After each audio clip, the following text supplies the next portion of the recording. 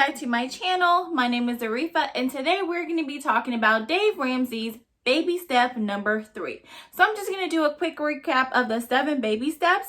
Baby step number 1 is to save up $1,000 for your starter emergency fund.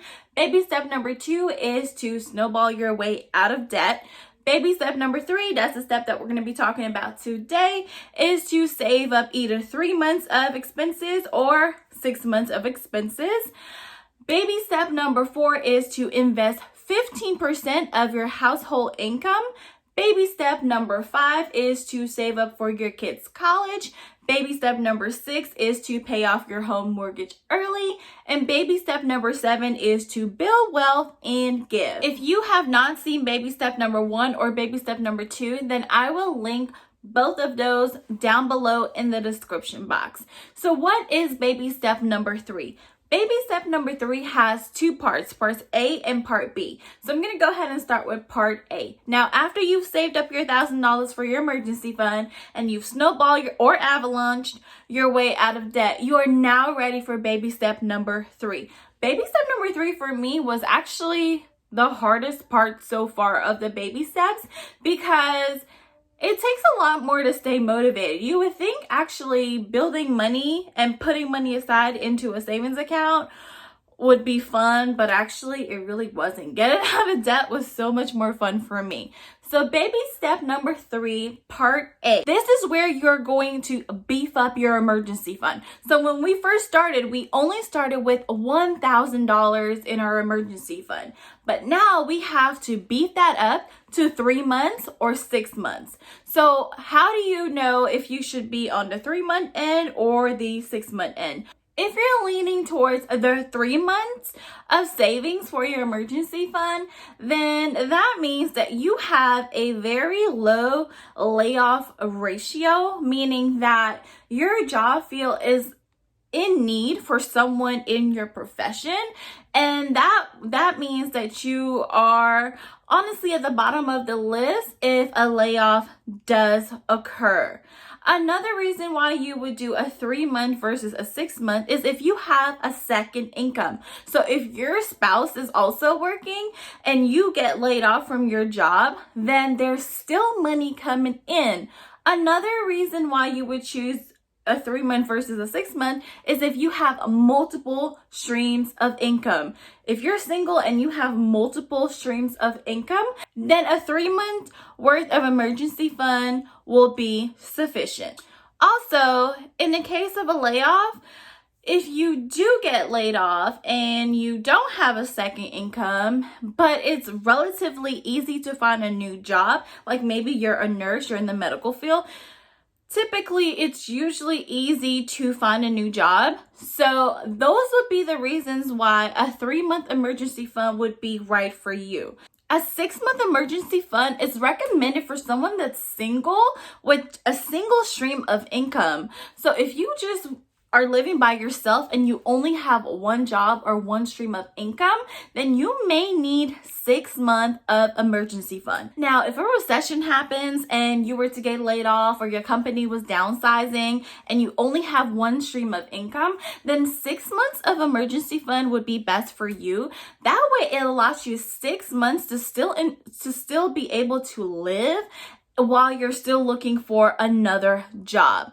Another reason why you would want 6 months versus 3 months is if you are on a commission-based job or if you're self-employed.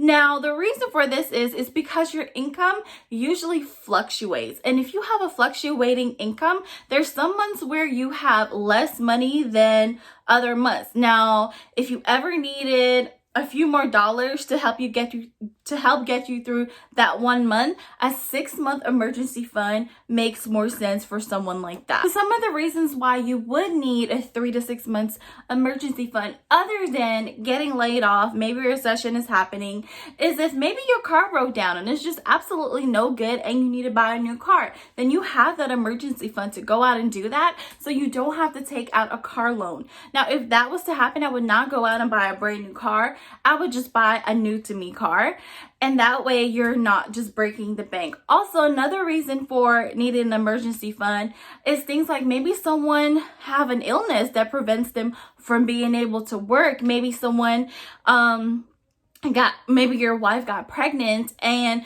has to go on maternity leave but don't have the PTO to fill in the time that she's going to be absent from work. That would be another great reason for having a emergency fund. So like I said earlier, if you needed to go out and look for a new job, you would have that money so you can continue to live your life while you're looking for a new job. Part B of baby step number 3 is saving up for a home. So what I would suggest is to make sure you have your 3 to 6 months of emergency fund first before you start part B, because you want to make sure that you take care of any unexpected emergencies first before you start saving up for a home. Dave Ramsey recommends that when you are purchasing a home or saving up for a home, that you are buying a house that is no more than 15 years at a fixed rate, and also it is no more than 25% of your take-home pay. In this step, since you're saving up for a home, you do want to make sure that you're saving, if you can, save up for at least 20% down so that you can avoid paying PMI. PMI insurance is no help to you. It only helps the person that you're getting the loan from.